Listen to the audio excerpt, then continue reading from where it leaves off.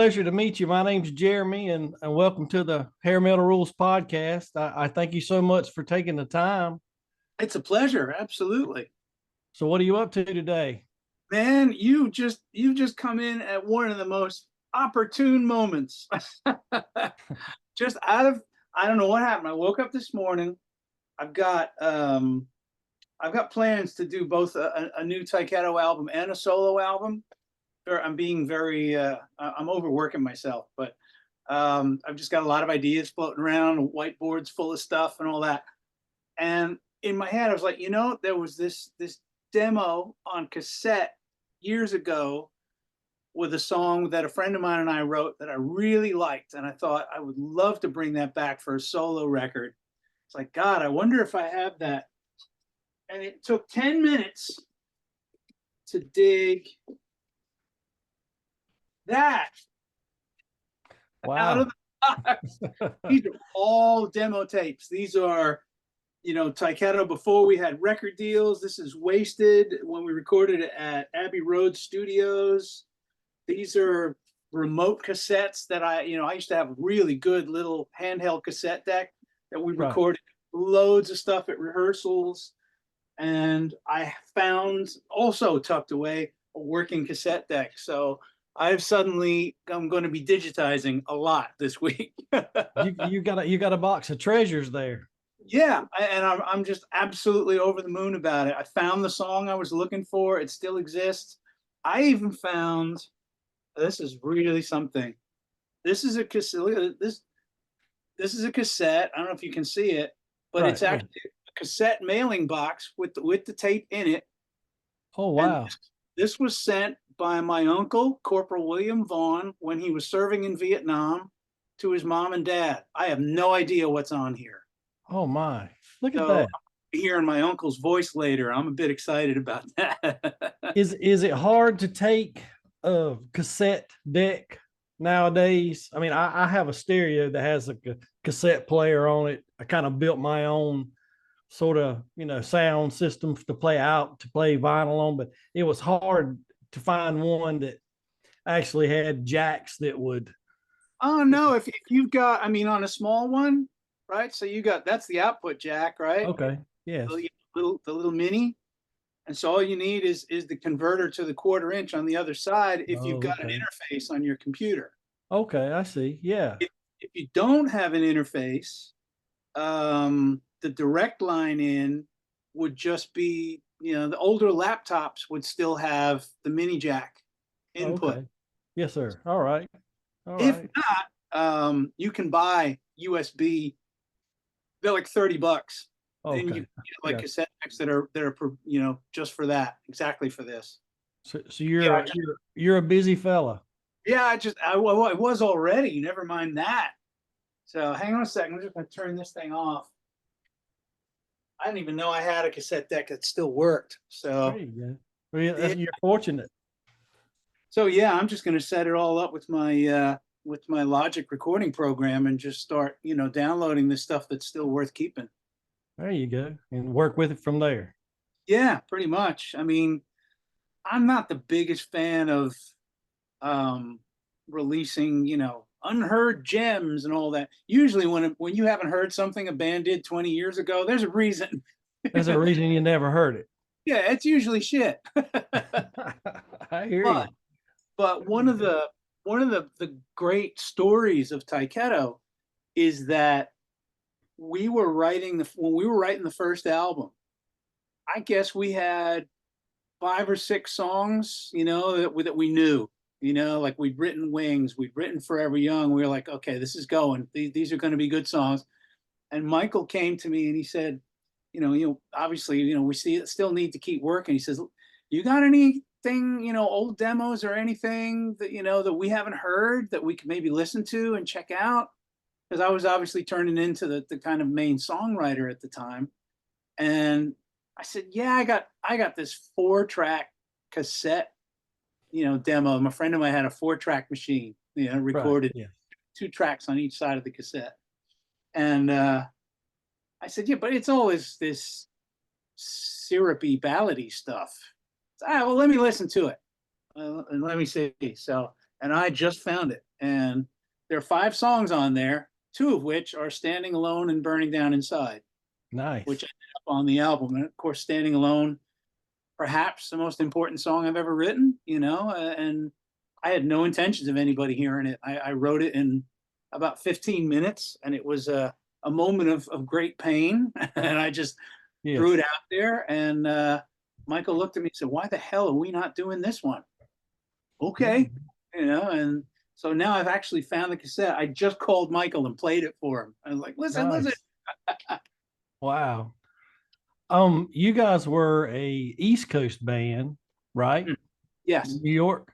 I know I talked to Adam Holland from the band Valentine sure. and talked to Reggie Wu from Heaven's Edge. And when I was talking to Adam, I didn't realize, when you think about hair metal, I mean that's what I call it. A lot of people group it another way, but in my opinion, at that time, if you had big hair and you had spandex and bandanas, you were a hair metal band. But anyway, I did most people associate hair metal with the Sunset Strip Hollywood, but I True. never realized until talking to him, there were so many bands from the East Coast that Absolutely.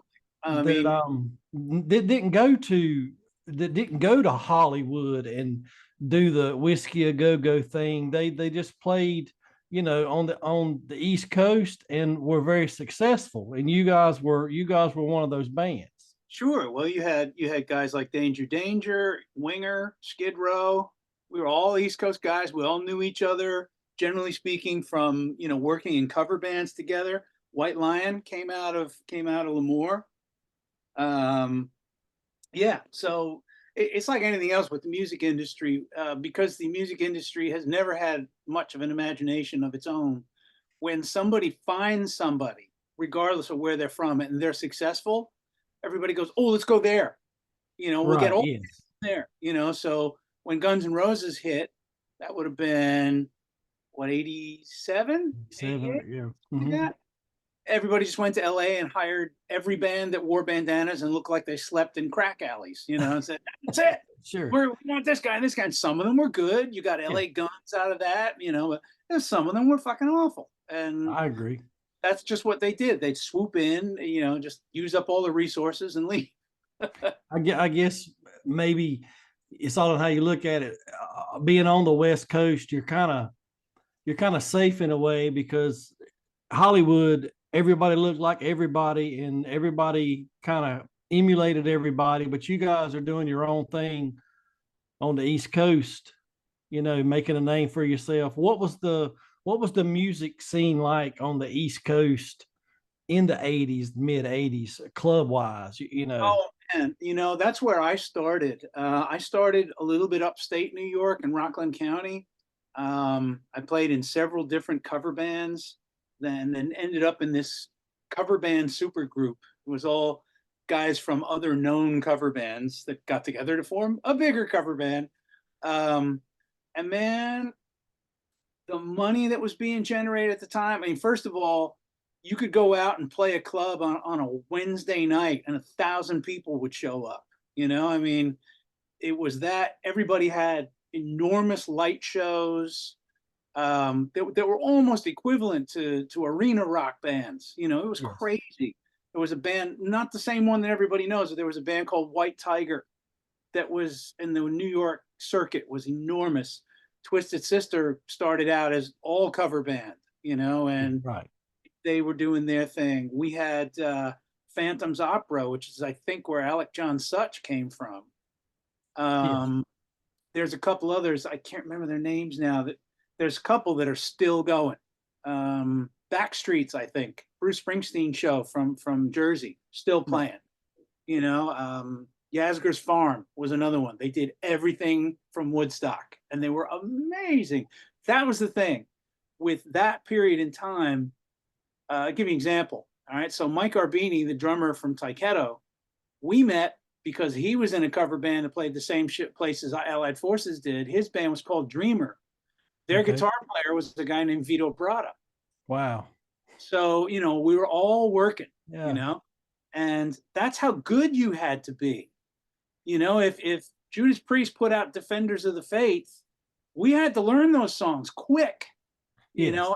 play them well. So, Allied Forces, for instance, our set list, it was all over the place. We would play Iron Maiden, Judas Priest, Loverboy, Journey, Accept, just whatever was hot, Michael Schenker, so you had to have guys that could do that. We were playing Rush, and because we had a drummer that could play like Neil Peart. So the musicianship caliber was very, very high. Wow. Yeah, Rush's tempo is something else. Like I always liked the band called Fate's Warning, Mhm. and they would change tempo in a heartbeat. Dream Theater was a very tempo changing, tempo based. And I imagine it's hard to learn something like that if you're Yeah, not used to that style of playing. yeah. I mean, and I'm not putting it down in any way, but once you hear the first bridge chorus of an AC/DC song, Right. you pretty much got it. That's Right. it. You get a band like that where it's just where it's more progressive, where you got to do Yes. constant Progressive. Right. and all that. So that to me is what I remember about that period is that we go out to see other cover bands because the players were so damn good. Right. I guess you had to be learning everything, learning every style of music. That's a good way of to make a great musician because, like you say, if you have to get taken out of a band and go join another band, it's like you said, you want the best of everybody to come to your Absolutely, band. absolutely. You want to be the best of the best. So I don't know if it's true or not, but you saw the word Tyketto on a wall. Is that Hmm. true? Well, What does it mean? I'll elaborate a little bit. We were we were really in finding a name hell. We got to the point where we were just pointing at furniture, going, "Nah, how about Schiffer robe? Anything." Um, Chipperoo. so Brooke had come back. We were living in we did a very concentrated thing. We lived together, we wrote together, and when we needed money to get buy groceries, we'd all go out and work odd jobs. And but we had a real like boot camp mentality with songwriting. And so Brooke had gone out and done a job in Brooklyn, and he came back and he said, I don't know. He goes, I saw this word spray painted on a wall. He goes, I don't know what it is, but Tyketto, what do you think? We are like, actually pretty cool sounding, and we couldn't think of any other language. We asked some people, is it anything in Spanish? Is it anything in Japanese? Does it mean anything? No, it didn't. So we kind of just went with it, and it caught on. People liked the sound of it. Now the asterisk to the story is that when we got signed, the Geffen Records heard this story, and they're like, it'd be great if you guys go back to find that wall and take a picture in front of it. And we were a little nervous because, like, what if it's a gang tag, and we're like Right. in serious trouble. But we found it. Brooke was like trying to remember where he was, and we drove around the area. And we're like, oh, there it is, there it is. Turns out he needed glasses. It actually said Tyketto. Tyketto, really? Wow. Yeah. So we couldn't do that picture. No, no. That's interesting. That's good. So he just didn't see the word right, but Tyketto sounds much better. Yeah, there were some people that thought that we might be a Japanese band, and that wasn't Mhm. necessarily a bad thing at the time Right. because there Yes. were a lot of big bands coming over from Japan at the time, like Loudness. Hmm. There were Easy O. EZO. Yeah, they were great. I liked Oh EZO. yeah. So if they made people made that mistake, it was kind of in our favor. um, would you rather have the power to be invisible or the power to read people's minds? Ooh, I can't have both. Damn it. Gotta have one or the other. Oh wow. I'll go with invisible. Most people say invisible. Yeah, I think if I could read people's minds, I would learn terrible things that I don't ever want to know and couldn't forget. There you go. And if you're invisible, you can just pretty much sneak around and do what you want to do, and nobody Much. can Yeah, blame you for it. go get free ice cream, whatever. There you go. Have you ever forgotten the lyrics to your own song during a performance? Yeah, all the time. Really? Most of the time, my muscle memory kicks in. Like what happens is this: it's not really a matter of forgetting; it's a matter of sometimes the brain is the enemy, and you'll be rambling along, and let's say the guitar solo happens, so I got a minute, and then I'm ready to come back in, and my brain goes, "Are you sure?" And as soon as my brain says that, I'm fucked. So I tend to do what Steven Tyler has done over the years, which is and just and then the words come back and I get into it again and I'm all right. You get your train of thought back. Yeah, That's that's pretty great. much. It doesn't happen a lot. I do a lot of acoustic solo stuff now. Mhm. That includes like house concerts, private stuff and all that. And most I can play most of my entire career, be it Tyketto, solo, Mhm. from the insides. There are a few songs that don't translate to acoustic.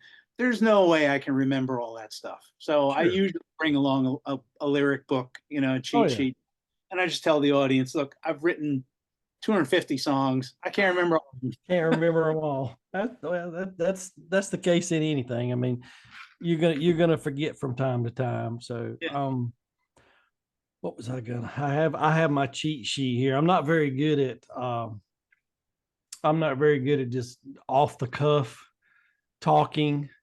I stumble and forget what I'm. When I first started trying to do this podcast, I sat at a wall and looked at a picture for a week and tried to just sit and talk, and it didn't quite work out for me because the picture wasn't talking back. You know what I mean? That's a tough interview. Yeah, when you got nobody talking back to you, it's a work in progress. That's how you learn. Um, what's the band? Is Tyketto working? You guys are, I suppose, in different parts of the country, and one's recording something here, you're doing something there. Do the guys live near you? No, I mean now, Tyketto's gone through a fair few lineup changes, like most Yes. bands. Mhm. Now we are all European based. Okay. So still don't live close. I got what do I got? I got one in Wales, two in England, one in Germany, and I live in Spain. So getting together for rehearsals is a pain in the ass, but Yeah, I imagine that doesn't happen too often. yeah, luckily the guys are pros. They know their stuff. So, and we always, do a couple of tune-up rehearsals before we walk into a show. But we're working now as much as Tyketto ever did in our history. After COVID, I don't know what was going to happen, Yeah. and we came out and we decided the smart thing to do was to do a package tour. Now we have a stronghold in the UK. I could Mhm. tour the UK every year.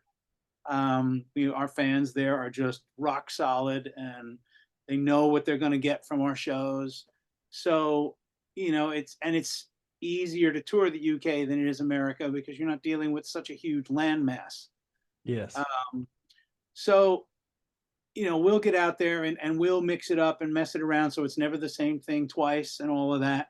And last year we did a package tour. It was us, FM, and Dare, Mhm. and we priced it very low for that package. And we were doing numbers like we hadn't done since 1991, the first tour. Wow, that's So now great. this year we're doing something the same, and it's going to be us and Little Caesar and a guy over in the UK who's making a lot of noise now, named Dan Byrne. It's a really good vocalist. So Okay. again, I think package tours are the way to go. Mhm. It's not easy to make them work because it's a lot of logistics. There are egos involved. Who's playing what gear, all that sort of stuff. But if you can do it right, the audience comes away, which is the most important thing, going, "That was worth every penny of what I just spent." You know? Me and my wife, we go to M3 we try to go to M3 every year in Maryland, and I mean you get to see 12 or 13 bands over, a couple of days. It costs a little bit, but I mean I think I get my money's worth when I leave because I'm seeing bands that I've listened to for 40 years and I've never seen them before. So Right. that's like you said, a package deal that I think that's great too. And you toured with FM and Dare. Those are some great bands. I've listened to a lot of their music over the years. Yeah, they are very, very good. And that was another thing that we knew is, like I say, I'm not saying that in any way egotistically, but I know that Tyketto delivers live and always will. And those two bands also do. So when you think about that, each band gets 60 minutes. Oh So wow. there's no sitting back and resting and taking Yeah, each, right. for, that's 3 hours of good music. And it really went over well. Well, I will say the first time I ever saw the band was in the pages of Metal Edge magazine Sure. back in high school. And Yep. the Jerry first, Miller championed us all. what's that now? Jerry Miller championed all of us. Yeah, it Woman was, gave more bands more exposure than any other publication that was out there. and I think that's a good thing. Yeah, a magazine completely dedicated to you guys, and there was also Rip. But Rip was a little bit different than Metal Edge. And the first time I ever saw you was, of course, on the Headbangers Ball. Forever Young is my favorite song that you guys sing. Oh, And cool. I did I did write to you a couple of years ago, and you told me that you lived in Spain, and you sent me a card, and you autographed it for me in Oh, the that was mail a the couple of years ago. Legends and Lies card. Yes, yeah, Yeah. I have that in a I have because I've corresponded with you a few times, over the years, and you told me it's like I'm going to send you a card, but I don't know how long it's going to take to get there because I live in Spain, and I got it, and I got it in a frame, and I do appreciate it because I'm glad because yeah, the mail here is notorious. well, the mail in the United States is just about as bad. Uh, Yeah, unfortunately, isn't it? so what do you I ask you one more question. I know you're busy. What do you like to do? What do you like to do for fun when you're not sitting where you're at right now with whiteboards? Oh man, I'll tell you what. I'm trying to remember when I'm not sitting here with whiteboard. Because one of the things that started happening during COVID when I had the time to do it is I started getting involved with composing music for television. Oh, okay. Mostly background incidental stuff, but Mhm. I've had stuff on the Daily Show with Trevor Noah and American Pickers and things like that. And Wow. I absolutely love doing that, because for one, I can write any kind of music I want. Well, not what I want, what they ask for, Yes. So if they're asking for ska, I gotta ska. Okay, I gotta do some research. Look into that, see what that is, orchestral stuff and all that. And I'm just, I'm just a boy playing with his toys. It's so much fun to do that. Um, I'm not much of a hobbyist, to be honest. The most that I spend a lot of time trying to keep fit. I Sure. mean, it just became more and more of a necessity as I'm getting older. Hmm. Um, so I guess, my wife and I travel as much as we can. Um, once again, getting older, don't want to get to the point where I can't do it anymore and think, oh, I never got to. Yeah, I understand.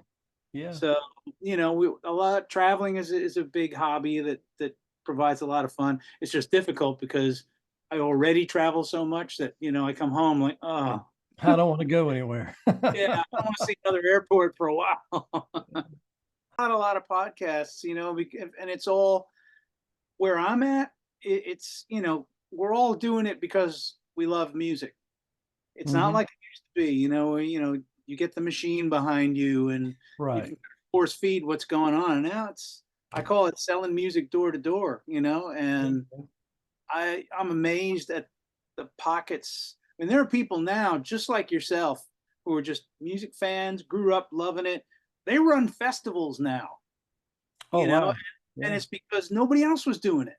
Yes. and they just said, "Hey, I'm going to try it, and I'm going to get the bands I want to have play and all that." And some of these festivals, there was one in UK that ran for 10 years called Firefest. It was Right. all done by friends of mine. They weren't pros. They Mhm. didn't, they learned as they went, and it became like everybody's favorite festival. You were well treated. The audience absolutely loved it. Sold out every time. So you get that. You go to certain clubs and you find out they're run by ex musicians, so they know Oh the yeah. game. Yeah. There's a big club in the UK called KK's Steel Mill, which is owned by KK Downing at Judas Priest. Oh yeah. Right. And first time, it's a huge place too. And first time I walked in there, I knew half the crew. They were all from tours that I'd done over the years. So you just sit back and relax because they know their job, and Yeah. they know You're in what's good required. hands. Yeah, and they know what's required for you to do your job. Sure. So, there isn't a lot of nonsense going back and forth. You know, we live for those sort of things because when, sometimes you get involved in these things and it's a business, and that's that. And Sure. it's not Oh yeah. always, it's got a funny smell. It's got a funny smell. But this music is important to me. That's why I do my Instagram page. I posted Forever Young. It's probably about 6 months ago, and I love posting things on there, and people are like, "Oh my God, I forgot all about that band. I used to love that song."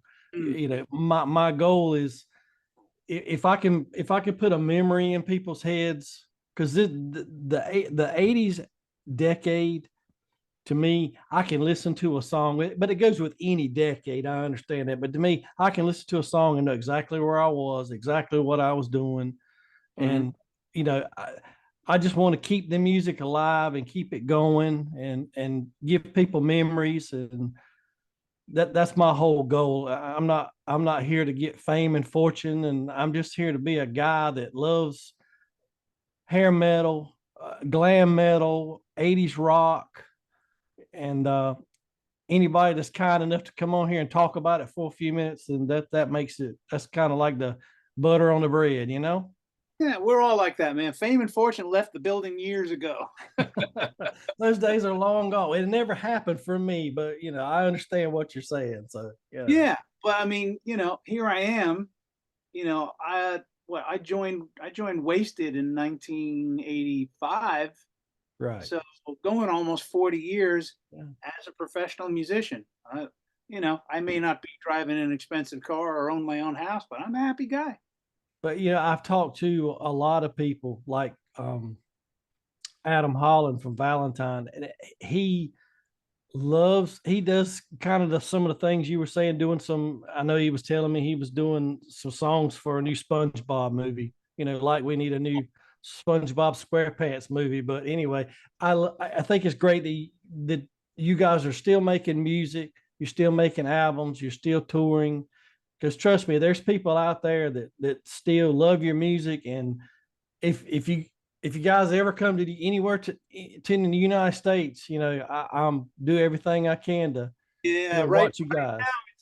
Just limited to the Monsters of Rock cruise, unfortunately. Right. Yeah. Yeah. So, And and it's that's just down yeah. to, people ask me every day. And it's like, I got 5 guys that have to fly from Europe. Yes. So we're 5 grand in the hole as soon as we step foot on American soil, trying to make that back and then feed everybody and Yeah. travel. Right.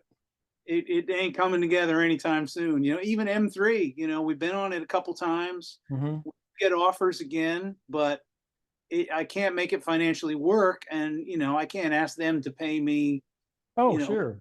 twice as much as Dokken or something like that, Yeah. just I can't afford to play. Right. So, it just is what it is.